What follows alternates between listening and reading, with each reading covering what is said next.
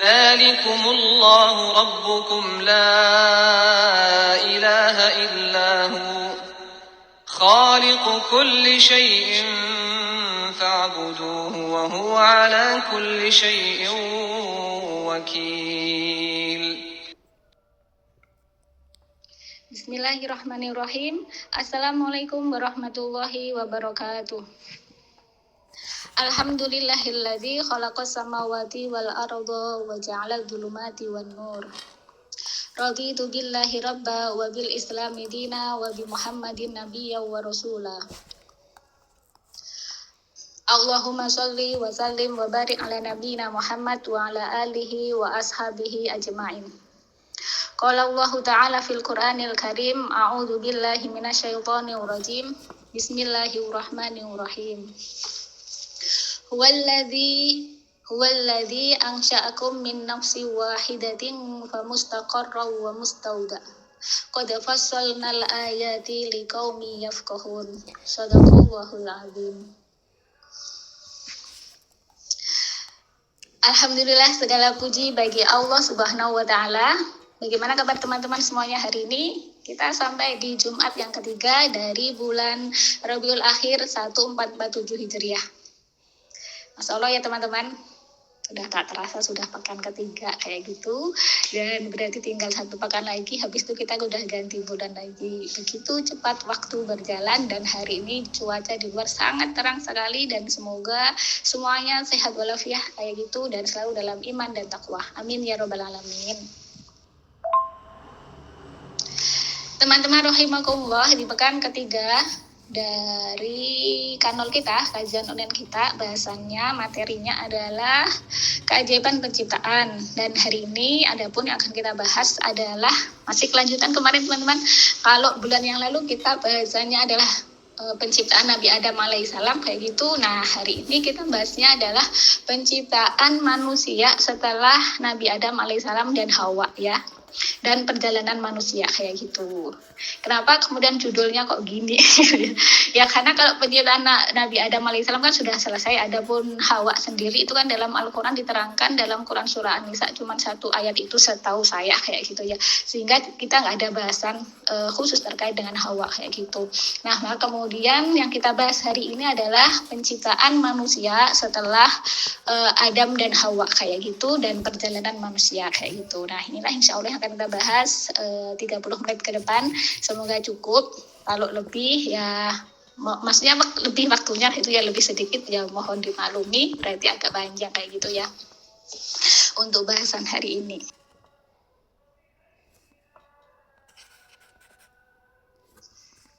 Teman-teman rahimakumullah, untuk bahasan penciptaan manusia setelah Nabi Adam alaihissalam dan Hawa maksud saya untuk judul ini kayak gitu ya, penciptaan manusia setelah Nabi Adam alaihissalam dan Hawa dan perjalanan manusia. Dari judul ini kayak gitu kita nanti ada 3 bahasan, yaitu fase-fase penciptaan manusia setelah Nabi Adam alaihissalam dan Hawa. Terus kemudian yang kedua nanti perjalanannya manusia. Terus kemudian yang ketiga adalah kemujizatan dari Al-Quran yang menerangkan terkait dengan penciptaan manusia ini kayak gitu, dan juga perjalanan manusia kayak gitu. Insya Allah itu yang akan kita bahas. Nah sekarang kita bahas yang pertama, yaitu penciptaan manusia setelah Nabi Adam alaihissalam dan Hawa.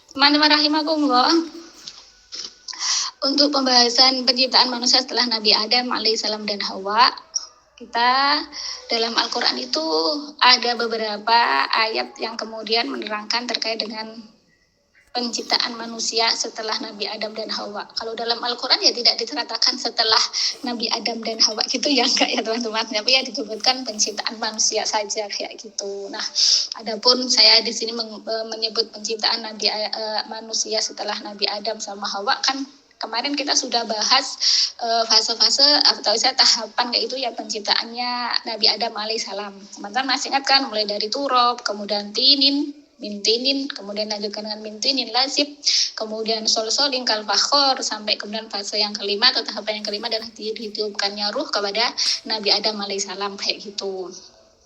Nah, sekarang setelah saya istilahnya itu baca-baca itu ya juga sambil itu kayak menelaah ya gitu ya, ternyata memang nggak sama antara tahapan penciptaannya Nabi Adam alaihissalam sama manusia setelah Nabi Adam alaihissalam dan Hawa seperti itu. Maka kemudian saya ngambil judul yang lebih spesifik lagi, yaitu penciptaan manusia setelah Nabi Adam alaihissalam dan Hawa kayak gitu. Nah,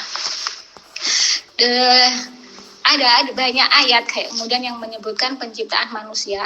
Kalau dalam Al-Quran hanya disebutkan penciptaan manusia ya, maksudnya itu nggak Nabi setelah Nabi Adam Nabi Hawa nggak kayak gitu, tapi penciptaan manusia ya.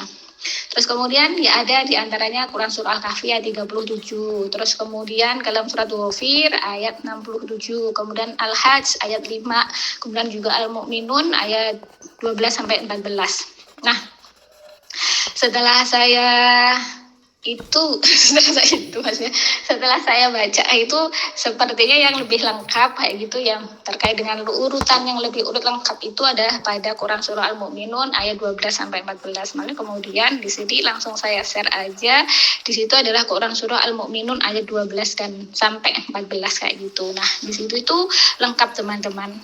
Dan teman-teman, Masya Allah ya, kita mulai bismillah, semoga bahasan ini menjadi ilmu yang bermanfaat bagi kita semuanya. Amin.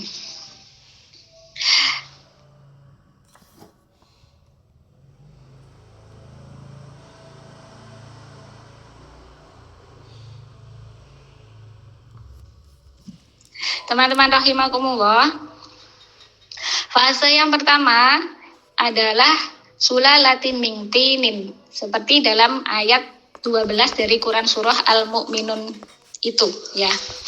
Di situ Allah Subhanahu wa taala berfirman, a'udzubillahi minasyaitonir rajim. Bismillahirrahmanirrahim. Walaqad khalaqnal insana min sulalatin min tin. Shadaqallahul azim. Teman-teman rahimakumullah, ayat itu menerangkan bahwasanya walaqad khalaqna, dan sungguh kayak gitu ya. Kami telah menciptakan manusia itu min sulalatin min tin kayak gitu. Sulalatin itu diartikan dengan saripati, min dari tinin, dari tanah kayak gitu. Tinin itu bisa diartikan ya tanah ya. Teman-teman rahimahullah, terkait dengan ayat 12 ini kayak gitu ya. Ini menjadi fase pertama dari penciptaan manusia. Ada lebih dari satu tafsir terkait dengan ayat ini. Ada yang menafsirkan bahwasanya ayat ini adalah terkait dengan penciptaan manusia pertama, yaitu Nabi Adam alaihissalam. Sebagaimana dalam tafsirnya Ibnu Katsir, kalau saya punyanya mukhtasar ya, jadi hanya ringkasan dari tafsirnya Ibnu Katsir kayak gitu. Yaitu Nabi Adam alaihissalam yang diciptakan dari tanah, dan kita sudah membahas tahapannya sebagaimana dibahas di bulan yang lalu itu kayak gitu. Terus kemudian penafsir yang kedua bahwasanya sulalah dalam ayat itu, sulalatin min tin itu, sulalatin itu dimaknai dengan sperma kayak gitu, atau air mani kayak gitu. Itu sebagaimana juga yang disebutkan oleh Mujahid. Mujahid itu salah satu ahli tafsir ya teman-teman, dari beliau salah satu muridnya dari Ibnu Abbas. Jadi dia itu salah satu tabi'in kayak gitu. Dia berpendapat bahwasanya manusia diciptakan dari sperma. Artinya ini berarti dan saya terkait dengan bahasa ini juga merujuk ke buku saya yang dalam Al-Quran, darangannya Dr. Nabiah Tayyarah kayak gitu, bahwasanya salah satu makna dari sulalatin itu adalah dimaknai dengan sperma kayak gitu, dimana teman-teman ternyata dalam satu kali pancaran sperma kayak gitu ya, itu ada sekitar 300.000 spermatozoa kayak gitu ya, yang kemudian itu yang bisa sampai ke tuba falopi ya kayak gitu ya, mencari sel telurnya perempuan kayak gitu ya. Itu yang sampai itu sekitar 500, dari 500 itu kemudian nanti yang bisa tembus itu hanya satu ya, yang bisa tembus ke sel telurnya perempuan kayak gitu. Nah, ketika ada satu yang tembus itu, maka yang lainnya itu akan menjauh dan hilang pergi kayak gitu ya. Maka kemudian dari situ saripati atau sulalah yang disebutkan di situ adalah pilihan. Maka kemudian di situ dimanai dengan ya tadi itu pilihan hanya satu yang kemudian bisa tembus sampai ke sel telurnya perempuan kayak gitu. Dan itu yang kemudian nanti akan menjadi bakal calon manusia seperti itu ya. Jadi ini tafsir terkait dengan ayat 12. Maka kemudian dari tafsir itu teman-teman, saya lebih memilih pendapat bahwasanya ini adalah tahapan terkait dengan penciptaan manusia setelah Nabi Adam alaihissalam, bahwasanya sulalatin min tin itu benar bahwa situ adalah saripati yang berasal dari tanah. Jadi tahapan yang pertama ini Allah itu benar-benar menciptakan semua manusia itu dari bahan yang berasal dari sulalatin min tin, yaitu saripati yang berasal dari tanah kayak gitu. Kenapa kok saya memilih itu? Kemudian karena dilanjutkan di ayat yang ke-13 kayak gitu. Di ayat ke-13 itu adalah menjadi fase yang kedua bagi penciptaan manusia. Yaitu di situ Allah berfirman, A'udzu billahi minasyaitonir rajim. Bismillahirrahmanirrahim. Tsumma ja'alnahu nutfatan fi qararin makin. Shadaqallahul azim. Teman-teman rahimakumullah, di ayat 13 itu, di situ adalah kelanjutan dari ayat 12. Tsumma kemudian ja'alnahu kami menjadikannya nutfatan ya, nutfah kayak gitu, fi qorori makin dalam koror, dalam rahim yang kokoh, itu tempat yang kokoh. Nah, ja'alnahu, jadi di situ Allah menggunakan kata ja'alna kayak gitu. Yang tadi di awalnya kholakna kayak gitu ya, yang ayat 12, kemudian di ayat 13 ja'alnahu, hu-nya itu kembali ke sulalatin min tin kayak gitu. Jadi Allah kemudian menjadikan saripati dari tanah tadi itu nutfatan, nutfah kayak gitu, yang kemudian ditempatkan oleh Allah dalam rahim yang kokoh kayak gitu.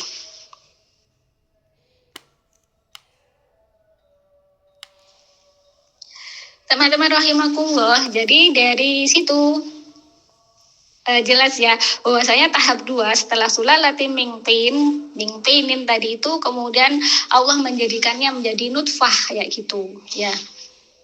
Artinya nutfah itu ya dari sulalatin min tin seperti itu ya. Jadi ya saya mirip mengikuti pendapatnya Mujahid gitu ya di terkait dengan ayat ini kayak gitu. Nah, adapun kemudian dalam masa nutfah kayak gitu ya teman-teman, itu dimulai dari itu masa pembuahan, minggu pembuahan masa-masa pembuahan yang pertama kayak gitu. Jadi nutfah, kalau sudah ada nutfah itu artinya wanita itu kan sudah dikategorikan hamil kayak gitu ya.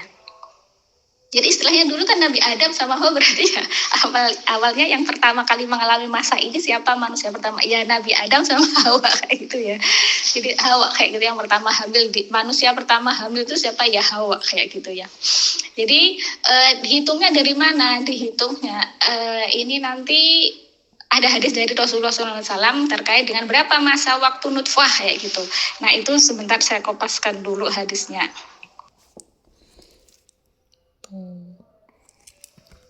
Nah itu teman-teman rahimakumullah terkait dengan hadis Rasulullah SAW yang nanti kemudian hadis ini akan memperjelas dari firman Allah Subhanahu Wa Taala terkait dengan penciptaan manusia di Quran surah Al-Mu'minun ayat 12-14 ataupun di ayat-ayat yang lainnya yang menjelaskan terkait dengan penciptaan manusia.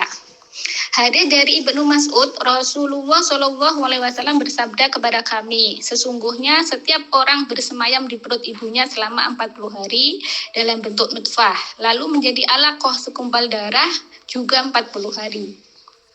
Setelah itu menjadi mudghah segumpal daging juga 40 hari. Kemudian Allah mengutus malaikat untuk meniupkan ruh kepadanya dan malaikat itu dititahkan untuk melakukan 4 perkara. Menulis rezekinya, ajalnya, amalnya, dan keadaannya, senang atau sedihnya. Hadis riwayat Bukhari dan Muslim. Hadis ini panjang teman-teman, tapi saya cuplik, cuplik. Saya kopas sampai segitu yang terkait dengan bahasan kita penciptaan manusia kayak gitu. Jadi teman-teman, masa nutfah itu adalah selama 40 hari sebagaimana sabda Rasulullah SAW. Jadi memang 40 hari itu menjadi sebuah angka yang misterius kayak gitu ya. Kita ingat Nabi kita Nabi Muhammad SAW itu diangkat menjadi nabi ketika usia 40 tahun kayak gitu. Terus kemudian Nabi Isa itu mengasingkan diri ya selama 40 hari kayak gitu ya dari kaumnya itu ya.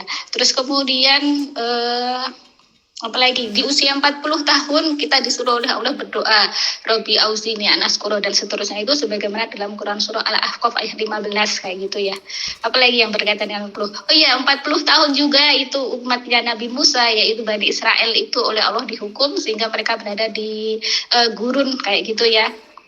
Nggak bisa memasukin tanah Palestina yang telah dijanjikan bagi mereka kayak gitu ya. Jadi memang angka 40 ini walam ya. Di situ banyak 40 angka 40 kayak gitu. Nanti teman-teman bisa mengecek sendiri apa aja rahasia dari angka 40 kayak gitu ya. Balik lagi kita ke bahasan nutfah kayak gitu ya. Jadi nutfah ini selama 40 hari. 40 hari itu dihitung dari kapan teman-teman? Itu dihitung dari hari pertama teman-teman tidak haid. Gitu. Jadi hari terakhir teman-teman melihat haid gitu. Setelah hari itu, hari ke-1 setelah teman-teman berhenti dari haid itu dihitung hamil kayak gitu loh. Jadi itu tuh sudah terbentuk Ya sudah terbentuk kalau dalam bukunya Dr. Nadia Tarya diterangkan sudah terbentuk folikel yaitu gelombang kecil sekitar sel telurnya perempuan kayak gitu. Maka hitungan 40 hari itu dihitung dari itu hari pertama setelah tidak haid kayak gitu. Nah mungkin teman-teman bagi yang sudah mengalami kehamilan mungkin oleh dokter pun akhirnya menggunakan hitungan dari Rasulullah SAW sekitar 1447 tahun yang lalu ya. Rasulullah bersabda dunia padahal beliau bukan seorang dokter itu. Masya Allah ya. Nah, selama masa nutfah, teman-teman, di masa nutfah ini ada beberapa peristiwa penting kayak gitu ya. Jadi, tadi kan berawal dari pembuahan, sperma bertemu dengan telur ya. Dari sekian 300 juta sperma tadi itu, akhirnya kan hanya satu, kemudian yang bisa menembus sel telurnya perempuan kayak gitu. Dan teman-teman, setelah bertemu artinya sel sperma laki-laki tadi itu sama perempuan masing-masing membawa kromosom. Ketika sudah bertemu kan terjadilah 46 kromosom genap kan kayak gitu. Nah sel spermanya laki-laki itu ada satu kromosom yang membawa genetik calon jenis kelamin laki atau perempuan X dan Y. Adapun perempuan itu hanya mengandung unsur X aja. Nanti ketika satu kromosom yang membawa gen X atau Y tadi itu ketemu dengan miliknya perempuan yang X, akhirnya XX kayak gitu ya, terjadilah akan menjadi calon bayi berjenis perempuan. Nanti kalau yang ketemu XY maka akan bertemu menjadi calon bayi laki-laki kayak gitu. Maka di masa nutfah ini kayak gitu ya, itu adalah masa penentuan jenis kelamin sama rancangan global mau menjadi seorang janin kayak gitu. Masya Allah ya. Dan itu berlangsung selama 40 hari. Jadi pembuahan tadi itu berjalan terus kan ya, sel sperma sama sel telur tadi tuh yang sudah dibuai tadi kan berjalan kayak gitu ya, berjalan menuju ke rahimnya ibu kayak gitu ya. Nanti waktu yang dibutuhkan sampai 40 hari setelah itu maka menjadi masa yang ketiga yaitu fase alaqah.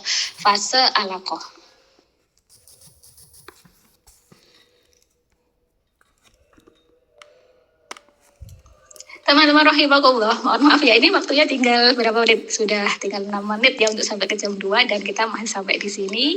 Jadi saya kalau suaranya agak kencang dan juga agak cepat mohon dimaklumi. Nah teman-teman, fase yang ketiga adalah masa alaqah. Nah masa alaqah ini Allah terangkan dalam Quran surah Al-Mu'minun ayat 14 kayak gitu. Di situ Allah Subhanahu wa taala berfirman, "A'udzubillahi minasyaitonir rajim. Bismillahirrahmanirrahim. Tsumma khalaqna nutfata 'alaqatan fa khalaqna al-'alaqata mudghatan fa khalaqna al-mudghata 'idhaman fa kasawna al-'idhama lahman tsumma ansha'nahu khalqan akhar fatabarakallahu ahsanul khaliqin. Shadaqallahul 'azim. Teman-teman rahimakumullah, di ayat ini Allah menerangkan, ini ayat 14 ini kelanjutan dari ayat 13 teman-teman. Summa kemudian khalaqna, kami menciptakan nutfah tadi itu ya. Jadi ini maf'ul pertama di ayat 14 ini adalah nutfah. Allah menciptakan nutfah. Kemudian Allah setelah menciptakan nutfah, Allah itu menciptakan alaqah kayak gitu. Jadi ini menunjukkan urutan penciptaan. Jadi penciptaan yang pertama tadi itu mulai dari sulalatin min tin, kemudian penciptaan kedua adalah nutfah, kemudian penciptaan yang ketiga itu adalah alaqah kayak gitu. Kenapa disebut alaqah? Alaqah itu artinya kalau dalam kamus ya teman-teman, secara bahasa itu ada artinya ada binatang apa itu lintah. Yang lintah itu kan nempel kayak gitu, menggantung, menempel, alak menggantung, menempel kayak itu. Makanya kemudian di situ di terjemahan itu diartikan dengan sesuatu yang melekat kayak gitu, sesuatu yang melekat, menempel, menggantung, makanya disebut dengan alaqah kayak gitu. Nah tadi itu sperma sama sel telur kan sudah terbentuk kayak gitu ya. Kemudian kan akhirnya bentuk zigot kan berjalan selama 40 hari, kemudian dia menggantung di rahimnya ibu menjadi alaqah. Makanya kemudian Allah menciptakan alaqah seperti itu ya. Nah, di masa alaqah ini berapa waktunya? Masa alaqah itu juga telah diterangkan oleh Rasulullah SAW dalam hadis tadi itu, bahwasanya menjadi masa alaqah. Nah, itu juga 40 hari. Nah, alaqah sendiri memang dalam kamus itu juga diartikan segumpal darah, juga diartikan lintah. Binatang lintah artinya dimaknai apa? Itu menempel, menggantung, istilahnya menjilat atau menjilat dalam artian mengambil nutrisi-nutrisi dari bagian organ yang ditempeli. Artinya dia mengambil dari ibunya, rahim ibunya kayak gitu ya. Nah itu waktunya juga selama 40 hari. Nah dalam masa alaqah ini teman-teman banyak sekali peristiwa yang terjadi. Maksudnya Masya Allah kayak gitu ya. Ini yang bisa mengecek peristiwa-peristiwa itu adalah kalangan medis kayak gitu, di kalangan dokter-dokter kayak gitu. Sedangkan ini berita seperti ini itu yang benar dari Allah SWT. Kenapa? Karena peristiwa di rahim itu nggak bisa dilihat apapun oleh Rasulullah pada waktu itu. Kenapa? Karena beliau nggak memiliki alat apapun untuk mendeteksi apa yang terjadi dalam perutnya wanita kayak itu. Tapi kemudian Rasulullah mendapatkan wahyu seperti ini, mendapatkan firman dari Allah seperti ini, dapat ayat seperti ini yang menjelaskan peristiwa penciptaan manusia dalam rahimnya ibu. Masya Allah. Nah itu, ini sudah bocoran dari keajaiban Al-Quran ya, nggak apa-apa ya teman-teman ya. Nah di masa alaqah ini teman-teman, itu yang terjadi ya, itu adalah proses penciptaan organ-organ. Maksudnya di situ Allah tuh merancang pembentukan organ-organ tubuhnya manusia, kayak itu mulai dari kepala sampai semuanya kayak gitu ya. Cuma nanti belum sampai kepada tulang-tulang dan sebagainya, itu belum kayak gitu, tapi organ-organnya kayak gitu. Nah itu dalam posisi menggantung hingga kemudian nanti isi kandungan itu memenuhi rongga rahimnya itu, kemudian tidak lagi menggantung kayak gitu. Maka ketika sudah berakhir masanya 40 hari tadi itu, akhirnya si zigot, si jagung janin tadi itu akhirnya berbentuk janin, dia sudah memenuhi rongga rahimnya ibu, maka dia sudah tidak lagi menempel menggantung ya, berarti sudah hari yang keberapa setelah hadisnya Rasulullah, berarti lepas dari hari ke-80, berarti masuk ke hari ke-81, jadilah dia mudghah. Teman-teman rahimakumullah, masa mudghah itu juga telah diterangkan oleh Allah dalam Quran surah Al-Mu'minun ayat 14 tadi itu ya.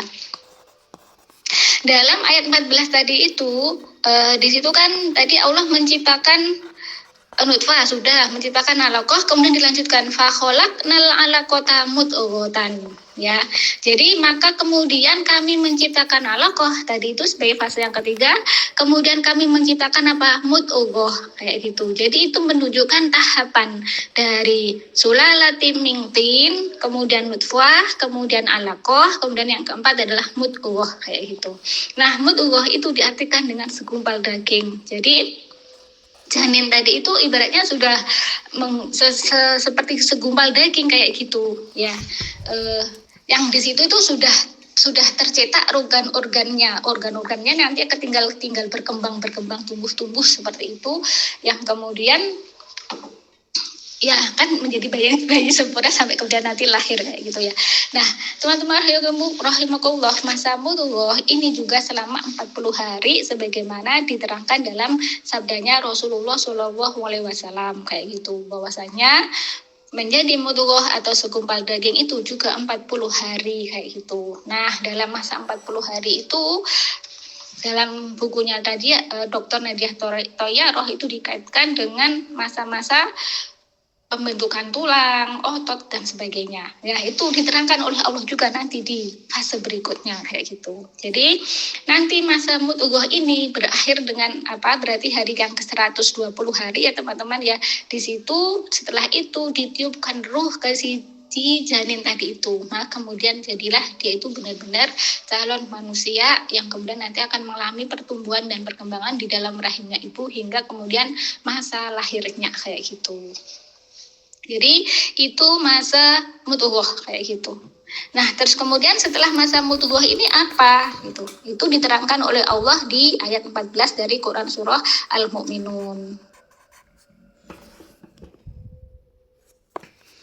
Teman-teman rahimakumullah. Fase berikutnya, fase yang kelima adalah fase sebagaimana yang Allah terangkan dalam Al-Quran ayat 14 dari Quran surah Al-Mu'minun, yaitu fakholaknal mudghata idhamang fakasawna idhamalahma. Sebentar ke bahasa saya membaca ayatnya. Fakholakna, maka kami menciptakan mudghah tadi sudah ya sebagai fase yang keempat, kemudian idhaman ya. Idhaman itu tulang belulang kayak gitu. Jadi fase yang kelima itu adalah fase pembentukan tulang belulang kayak gitu. Jadi salah satu bagian dari mudghah tadi itu dia akan berkembang untuk kemudian membentuk ya tulang masing-masing kayak gitu ya, sesuai dengan arahan Allah Subhanahu wa taala.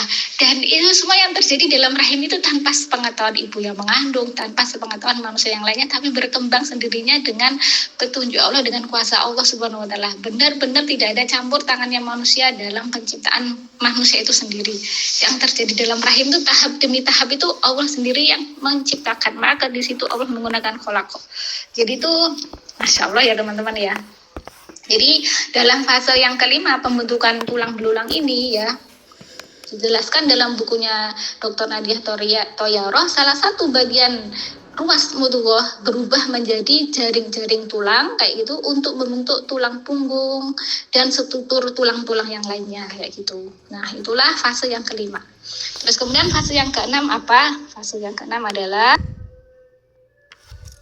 teman-teman rahimakumullah, fase yang keenam adalah pembentukan daging sebagaimana Allah terangkan dalam Quran surah Al-Mu'minun ayat 14. Di situ Allah berfirman kelanjutannya tadi, fakasawna, maka kami bungkus kayak gitu ya.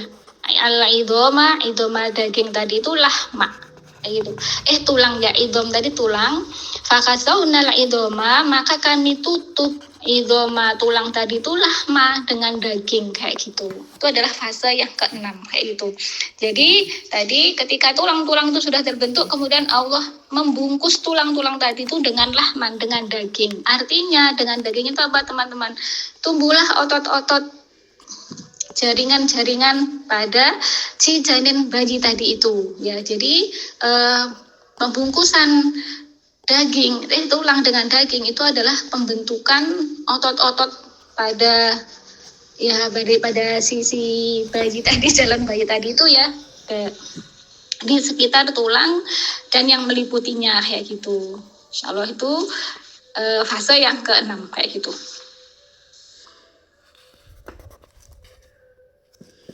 Teman-teman rahimakumullah, dan fase yang ketujuh adalah pembentukan manusia. Itu Allah terangkan dalam Quran surah Al-Mu'minun ayat 14. Di situ Allah berfirman kelanjutannya tadi ya teman-teman. Summa angsya'nahu kayak gitu. Kemudian angsya'nahu kami menjadikannya kayak gitu. Kholqon ciptaan akhor yang lain kayak gitu. Terkait dengan potongan ayat ini, summa angsya'nahu khalqan akhar, itu ada beberapa penafsiran. Tafsir yang pertama menjelaskan bahwasanya makna angsya'nahu khalqan akhar, kami menciptakannya ciptaan yang lain, itu adalah satu, maknanya adalah peniupan ruh. Itu ada yang menafsirkan demikian. Terus kemudian tafsir yang kedua bahwasanya Allah menciptakan dari semua proses tadi itu, kemudian Allah menciptakan dalam bentuk ciptaan yang berbeda dari makhluk lainnya kayak itu. Maksudnya menciptakan sosok manusia yang itu berbeda dengan manusia yang lainnya kayak gitu kan. Manusia di dunia kan banyak sekali yang Allah ciptakan dan semuanya kan berbeda rupa-rupanya kayak itu. Jadi kan kalau sudah pada tahapan ini artinya rupanya manusia itu sudah terbentuk kayak gitu loh ya, sudah terbentuk dan Allah menciptakannya itu dalam bentuk ciptaan yang berbeda dari ciptaan yang lainnya kayak gitu, dari rupa-rupa manusia yang lainnya. Meskipun itu misalkan kembar ya, misalkan kalau kembar itu kan berarti tidak hanya satu sel telur yang dibuahi kayak gitu ya. Maka kemudian tetap ada perbedaan di antara si kembar tadi itu kayak gitu ya. Maka inilah kemudian tafsir dari ayat summa angsya'nahu khalqan akhar kayak gitu. Terus kemudian Allah menutup ayatnya, fatabarakallahu ahsanul khaliqin, maha suci Allah ahsanul sebaik-baik atau yang paling baik sebagai khaliqin pencipta kayak gitu ya, cipta yang paling baik kayak gitu. Jadi teman-teman, inilah 7 fase penciptaan manusia setelah Nabi Adam alaihissalam dan Hawa kayak gitu. Dan kita semuanya mengalami fase ini teman-teman. Kita semuanya mengalami fase ini dan kita nggak ngerti ya terjadi seperti itu di dalam rahim Allah Subhanahu Wa Taala semata yang kemudian mengurusnya. Masya Allah, maha suci Allah Subhanahu Wa Taala.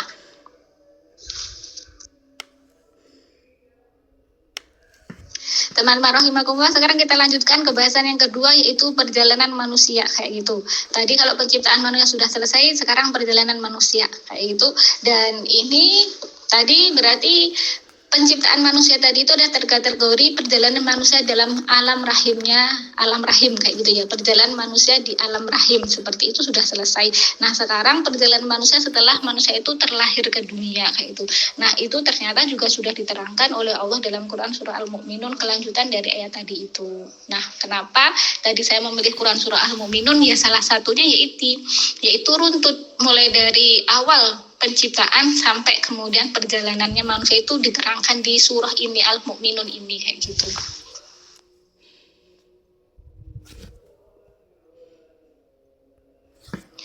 Teman-teman rahimakumullah ya. Perjalanan manusia yang alam rahim sudah selesai bahasan, maka kemudian perjalanan manusia yang kedua adalah alam dunia kayak gitu. Nah, kemudian di alam dunia ini apa yang harus manusia lakukan kayak gitu? Itu sudah Allah terangkan dalam Quran surah Az-Zariyat ayat 56.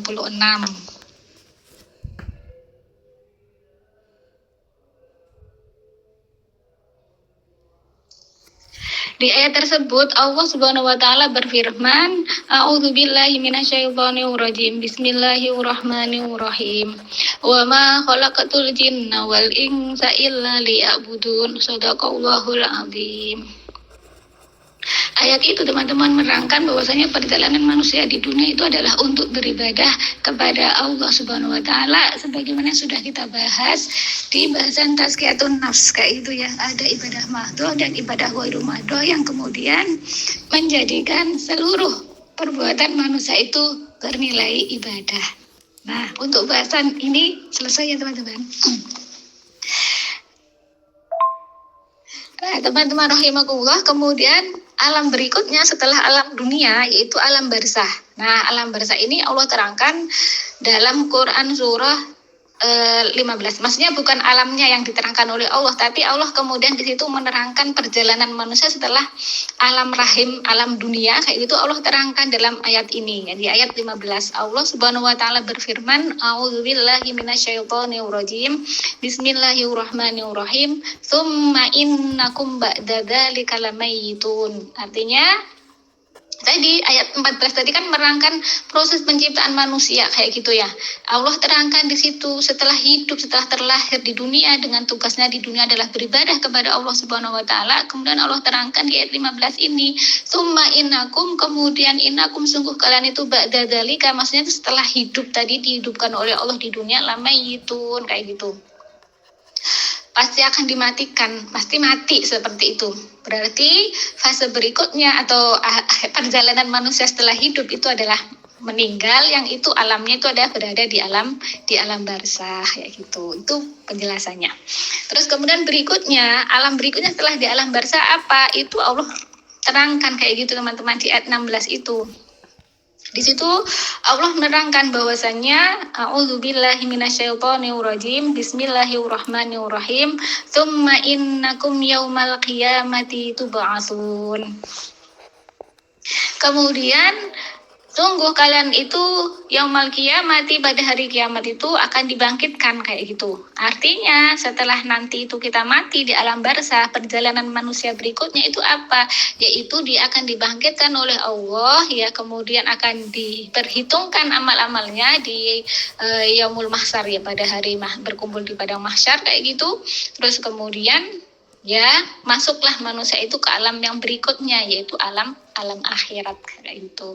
Nah nanti di alam akhirat itu Allah ada 2 tempat yang disediakan oleh manusia, yaitu surga ataukah neraka. Di situ salah satu ayat menerangkan berkaitan dengan ini, siapakah penghuni surga, siapakah penghuni neraka. Allah terangkan dalam Quran surah Al-Bayyinah.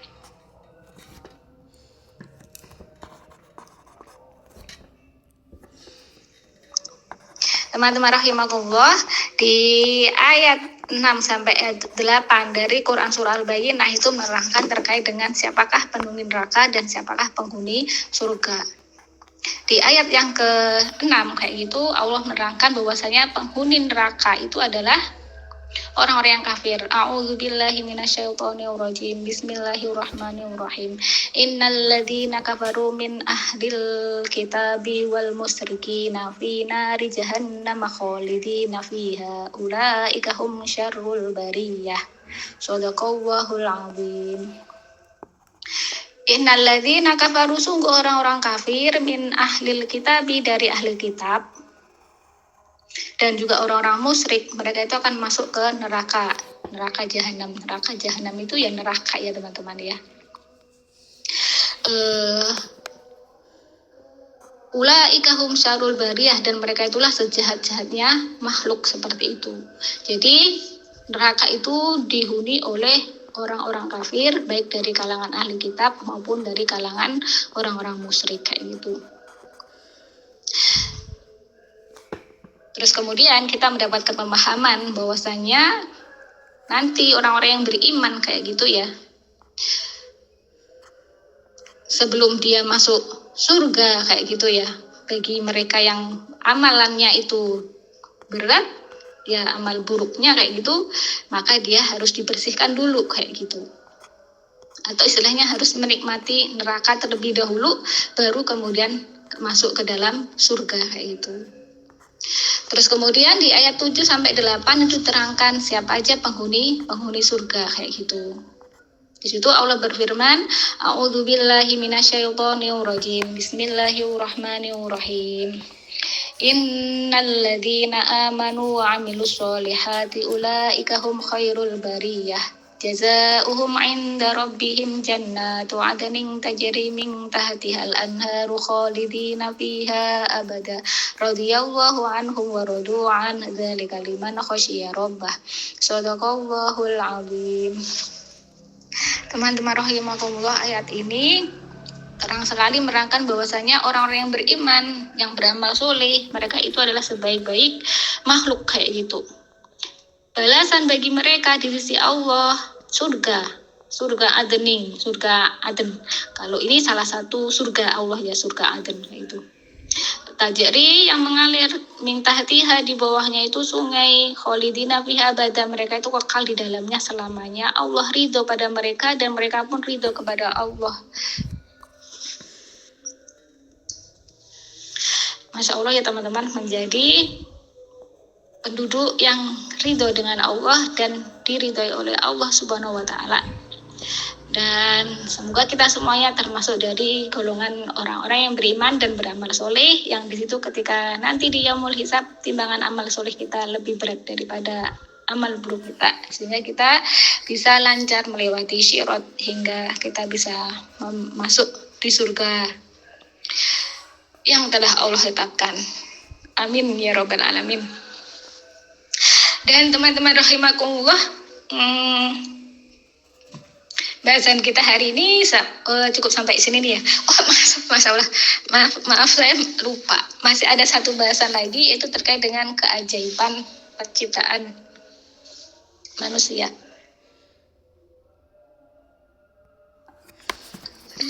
Teman-teman rahimakumullah, terkait dengan bahasan keajaiban penciptaan manusia, saya hanya ingin menerangkan bahwasanya apa yang kita bahas ini tadi itu bersumber dari Allah Subhanahu wa Ta'ala, dari ayat Al-Quran yang itu diterima oleh Rasulullah SAW, di mana Rasulullah SAW itu adalah seorang yang umi. Beliau nggak ngerti apa-apa terkait dengan ilmu kedokteran, terkait dengan ilmu embriologi, sebagaimana yang diterangkan ini tadi kayak gitu ya. Tahapan-tahapan itu semua adalah menjadi mukjizat, menjadi bukti kebenaran bahwasanya Al-Quran yang diterima oleh Rasulullah SAW itu bukan buatan Rasulullah SAW, tapi itu benar-benar murni dari Allah Subhanahu wa Ta'ala. Dan ayat yang menerangkan terkait dengan penciptaan manusia kayak gitu ya, itu sekarang pun menjadi rujukan bagi ahli medis ya, mereka yang bergerak dalam bidang embriologi ataupun dalam bidang kandungan ataupun dokter-dokter kandungan dan sebagainya, itu menjadi rujukan dan membuktikan kebenaran dari apa yang disabdakan oleh Rasulullah SAW maupun apa yang difirmankan oleh Allah Subhanahu wa Ta'ala. Dan Rasulullah pada waktu itu bukanlah ahli kedokteran kayak gitu yang bisa kemudian mengetahui nutfah itu berapa hari, mudghah itu berapa hari, itu Rasulullah nggak tahu. Apalagi Rasulullah sampai kemudian meneropong dalam kandungannya perempuan, nggak melakukan itu. Itu menunjukkan apa? Bahwasanya sabda Rasulullah SAW tadi itu yang diriwayatkan oleh Bukhari dan Muslim dari Ibnu Mas'ud itu benar-benar petunjuk dari Allah Subhanahu wa Ta'ala. Petunjuk dari Allah Subhanahu wa Ta'ala, bukan dari hawa nafsu beliau, sebagaimana juga telah Allah terangkan dalam Quran surah An-Najm ya, bahwasanya in huwa illa wahyu yuha, bahwasanya apa yang dari Rasulullah itu wahyu dari Allah Subhanahu wa Ta'ala, bukan dari hawa nafsu Rasulullah SAW kayak gitu. Dan semoga bahasan ini menjadikan kita semakin beriman kepada Allah Subhanahu wa Ta'ala, beriman kepada Rasulullah SAW, dan kita beriman kepada Al-Quran, dan menjadikan kita semakin rajin untuk membaca Al-Quran, memahaminya, berusaha mengamalkannya, kemudian kita mendakwahkannya, menyampaikannya, menyebarkannya, dan kemudian kita berusaha sedikit demi sedikit kita menghafal, menambah isi tubuh kita, menambah ruang-ruang dalam tubuh kita dengan ayat-ayat Al-Quran kayak gitu. Semoga Allah memberikan hidayah dan taufik kepada kita semuanya untuk mentaatinya. Amin ya robbal alamin. Dan akhirnya mari kita akhiri kajian online hari ini dengan baca istighfar 3 kali dan doa kafaratul majelis. Astaghfirullahaladzim, astaghfirullahaladzim, astaghfirullahaladzim, subhanakallahumma wa bihamdika, asyhadu an la ilaha illa anta, astaghfiruka wa atubu ilaik. Al-haqqu min rabbika fala takunanna minal mumtarin. Sesungguhnya kebenaran itu datangnya dari Allah Subhanahu wa Ta'ala semata. Apabila ada salah dan kurangnya, itu semata-mata kelemahan saya pribadi, mohon dimaafkan. Dan akhirnya saya akhiri, wassalamualaikum warahmatullahi wabarakatuh.